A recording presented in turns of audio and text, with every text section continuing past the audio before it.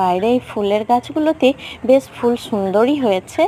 বাইরে এই ফাঁকা জায়গা, তারপরে গাছপালাগুলো, আকাশ, মাঠ সব কিছু দেখতে তো ভালোই লাগে, বাইরের প্রকৃতি উপভোগ করতে ভালোই লাগে। কিন্তু বাইরে তো বেরোতে পাই না, সবসময় কাজ, রান্না বাড়া এসব নিয়েই ব্যস্ত থাকি। কিন্তু এখন এসেছি একটা কারণে, এই যে দুটো পেয়ারা ঝুলছে, এই পেয়ারা দুটো পাড়তে হবে।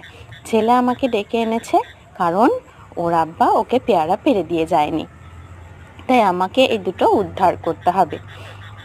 তাই আমি এবার কি করে পারি, একটা বসার পিঁড়ে নিয়ে এসেছি, আর তারপরে উঠে দেখলাম হ্যাঁ পারতে পারছি, না হলে ওটা লাগাল পাচ্ছিলাম না, লাঠি করে পারতে হতো। তো পেরে নিলাম দুটো পেয়ারা।